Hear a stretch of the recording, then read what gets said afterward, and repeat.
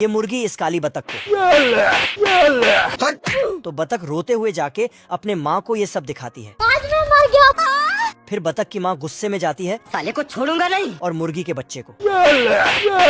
फिर बतख और मुर्गी के बीच झगड़ा शुरू हो जाती है। अरे बाप हो बाप। अरे बापा रे। तभी मुर्गा आता और दोनों का झगड़ा सुलझाने की कोशिश करता है। ठीक है, तू सुधर जाओ। चुप कर, मुंह बंद। लेकिन झगड़ा सुलझने की बजाय और ज्यादा उलझ जाता है। फिर बतख अपने बच्चे को लेके घर जाने लगती है। तभी साला मुर्गा पीछे से आता है और फिर ये झगड़ा और बढ़ जाता है। तो बतख अपने पति को ये सारी बातें बड़ा चढ़ाकर बोलती है।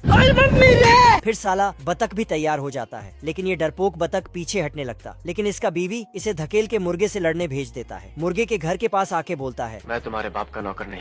बिल्कुल चुप। फिर बतख बाहर निकाल। बतख शांति से इस मसले को सुलझाता है। ऐसा मत करो मेरी जान। लेकिन मुर्गा तो साले कुत्ते। ये मुर्गा और बतख झगड़ा करने लगता है। अब तू गया बेटा। उठा के पटकूंगा। तभी मुर्गा बतख को रोकता है और उसके चश्मे को हटाता है। तो बतख को गुस्सा आता है। फिर बतकाइन तालियां बजाती है। Thank you. तभी साला मुर्गा आता है और फिर बतख,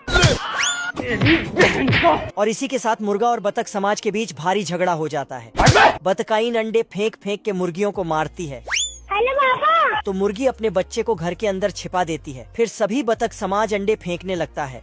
तो सभी मुर्गी समाज भी अंडे फेंकना चालू कर देती है। काली बतख डर जाती है तो उसे अंदर बर्तन में ढक देती है। फिर मुर्गी युद्ध के लिए निकलती है, लेकिन बहुत सारा अंडा बर्तन पे लगने से बर्तन ही भाग जाता है। बतख आके देखती है कि बच्चा तो गायब हो गया। अरे बापा रे। फिर बतख चिल्लाते हुए बाहर जाता है और झगड़ा रोक के अपने बच्चे के बारे में बोलती है। फिर मुर्गा और बतख समाज मिल के बच्चे को ढूंढता है। मुर्गा दाना चुगते चुगते आगे बढ़ने लगा। इतना खतरनाक वार देखकर मुर्गे की पेंट गीली हो जाती। बाल बाल बच गया रे दिया। मुर्गे की मुंडी उड़ाने के लिए मियाँ भाई फिर से दाना डालता है। हम संतोष पागल नहीं। मुर्गा दबे पांव चुपके से जाकर कुल्हाड़ी की धार चेक करता है। जैसे ही बाल कुल्हाड़ी पर डालता, तभी मुर्गा नलके को देखकर कुल्हाड़ी को नलके में फंसाकर बड़े मजे से दाना चुगने लगा।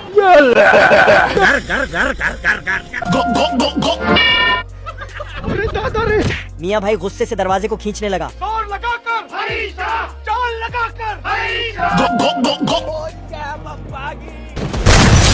मियाँ भाई अपनी बेइज्जती का बदला लेने के लिए इस बार अंडरग्राउंड से जाने का प्लान बनाता है। लेकिन मुर्गे इतने हरामी हैं कि साला घर को ही उठाकर ले जाते। अच्छा। चल। लेकिन मियाँ भाई भी उनका पीछा नहीं छोड़ रहा। तो सब मिलकर स्विमिंग पूल के ऊपर घर को रख देते। मियाँ भाई जैसे ही स्विमिंग पूल को खोदता, खून चूस चूस कर मच्छर मोटे हो रहे हैं। खाओ माँ कसम। और ये लेडीज मच्छर अंदर मलेरिया का वायरस भरकर इंसानों को काटती है, जिस कारण पूरी दुनिया में मरीज बढ़ जाते हैं। बड़े खतरनाक लोग हैं। पूरी दुनिया के साइंटिस्ट मच्छरों से छुटकारा पाने के लिए कड़ी रिसर्च करते हैं और मच्छरदानी का आविष्कार करते हैं। जब ये मच्छर मैडम काटने आती है तो अंदर नहीं घुस पाती।